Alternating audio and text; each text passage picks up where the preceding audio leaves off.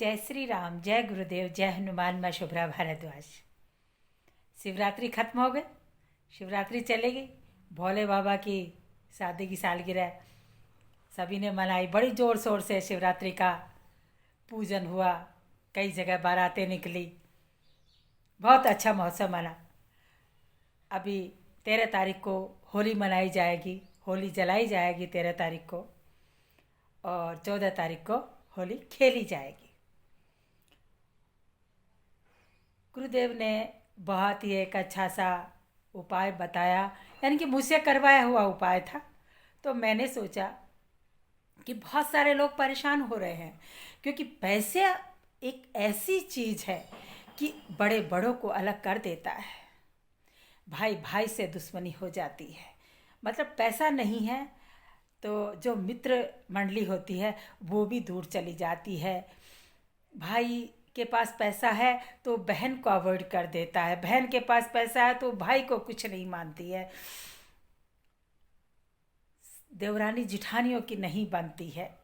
अपने जितने भी जान पहचान वाले हैं, अगर पैसा नहीं है तो वो भी दूर चले जाते हैं, वो भी अपने से दूरियां बना लेते हैं, क्योंकि पैसा चीज़ ही ऐसी है।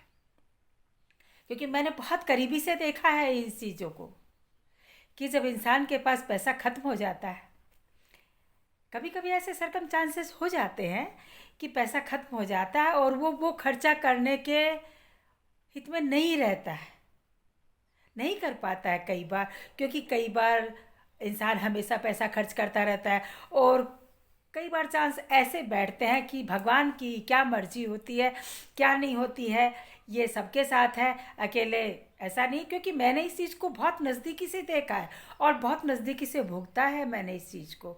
इसीलिए मैं आप लोगों को ये सब बताने आई हूँ, क्योंकि मेरे पास कई ऐसे फ़ोन आ रहे हैं कि हमारे पास ऐसे लोग हुआ करते थे जो हमारे पास बैठा करते थे, जब हम उन पर खर्चा किया करते थे, हम उनकी आवश्यकताएं पूरी किया करते थे। मित्र मंडली में बैठते तो जेब में हमारा ही हाथ जाया करता था। कहीं भ्रमण के लिए गए तो हम ही खर्चा किया करते थे।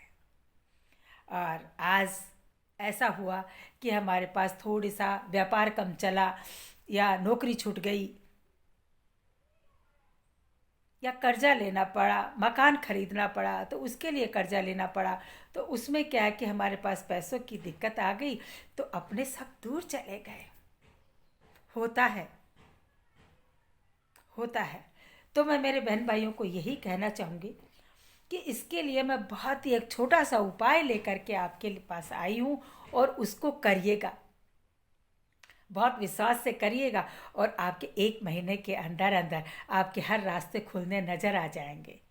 और कोई भी पैसा लगने वाला पूजा पाठ उपाय मैं नहीं बताती हूँ, और ना ही मैं किसी से कुछ पैसा लेती हूँ। जिनके कार्य सफल हो जाते हैं, कोई कुछ करना चाहे उनकी मर्जी, नहीं करना चाहे तो सदैव प्रसन्न रहे। हम उनको यही आशीर्वाद देते हैं कि सदैव प्रसन्न रहे। कोई बात नहीं, इच्छा हो तो करे, नहीं इच्छा हो तो मत करे। पर अपनों को दूर जाते मैंने भी बहुत नज़दीकी से देखा है। समय समय की बात होती है, समय समय का फेर होता है, लेकिन आज खराब है।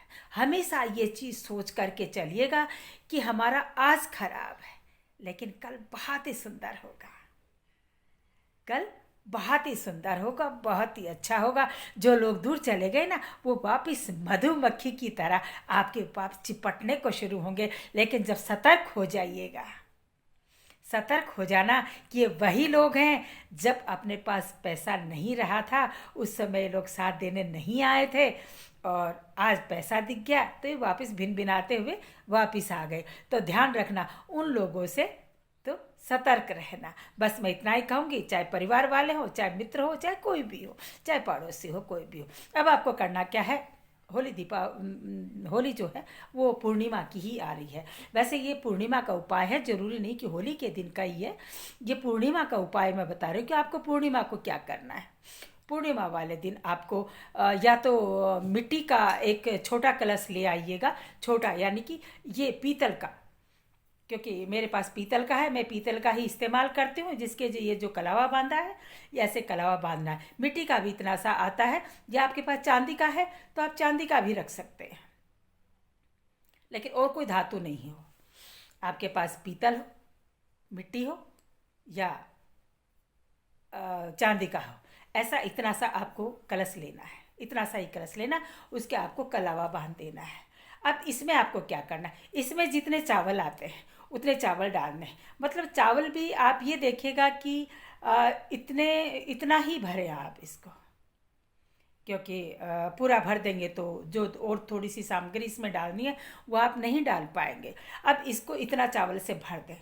भरने के बाद मतलब चावल वो जो चावल लेने हैं आपको, वो बिल्कुल साबुत लीजिएगा, अक्षत, जो खंडित ना हो।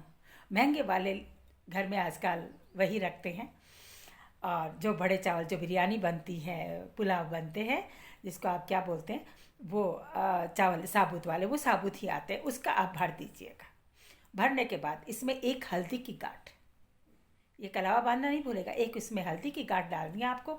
और भीमसेनी कपूर, भीमसेनी आपको मिल जाता है तो ठीक है, वो डाल दीजिएगा, वरना और जो कपूर टिकिया वाले आते हैं वो भी डाल दीजिएगा। छोटी टिकिया के कपूर थोड़ा सा असर कम करते हैं, लेकिन फिर भी कपूर की जगह वो काम आता है, पूजा पाठ में आजकल लिया जा रहा है, उसको भी आप डाल दीजिएगा। डाल करके और उसमें वो 5 गोलियां डाल दीजिएगा। अगर आपको भीमसेनी लाने में दिक्कत हो रही है, क्योंकि थोड़ा सा महंगा आता है, ब्रास का भी महंगा आता है थोड़ा सा, वो आप इसके अंदर, वैसे भीमसेनी महंगा नहीं आता, ब्रास वाला महंगा आता है, तो इसमें वो कपूर डाल करके और आप अपने मंदिर में रख दीजिएगा। मंदिर आपका उत्तर और पश्चिम का कोना होना चाहिए, या मंदिर आपके सिर्फ पूरब में ही मंदिर आपके है, तो आप कोना आप अपने घर का ऐसा ढूंढे पूजा के इर्द गिर्द ही, कि इसकी डेली में पूजा होती रहे, कि उत्तर और पूरब का कोना हो, वहाँ पर इसको स्थापित कर देना है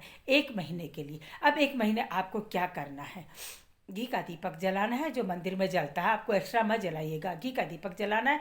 घी का दीपक जलाने के बाद आप एक माला ओम नमो भगवते वासुदेवाय नमः की करनी है। क्या? ओम नमः भगवते वासुदेवाय नमः की करनी है। दूसरा, आपको कनक धारा स्त्रोत, जो आपको धन देगा, कनक धारा स्त्रोत आपको डेली का एक पाठ करना है। या आप 1 महीने करिए। फिर दूसरी पूर्णिमा आती है। अब आप ये पूछेंगे कि फिर हम इन चावलों का क्या करें। सीधी बात है, आपने बहुत अच्छा पूछेंगे आप मुझसे, लेकिन बाद में परेशान होंगे, इसलिए मैं पहले बता रही हूँ। इसमें जो चावल होंगे और जो हल्दी होगी और जो वो कपूर होगा, कपूर तो करीब करीब उड़ जाता है, लेकिन फिर भी नहीं उड़े तो कोई बात नहीं। अगर आप ऐसी जगह पे रह रहे हो कि जहाँ पर बहता जल है, कोई समुद्र के साइड में रह रहे हैं या नदी बहती है उधर रह रहे हैं, तो इनको निकाल करके, क्योंकि आप पीतल या चांदी का अगर छोटा कलश रख रहे हैं तो उसको आप दोबारा से उसको रख लीजिएगा घर में। सिर्फ इसकी सामग्री निकाल करके आपको उस बहते जल में प्रवाहित कर देनी है।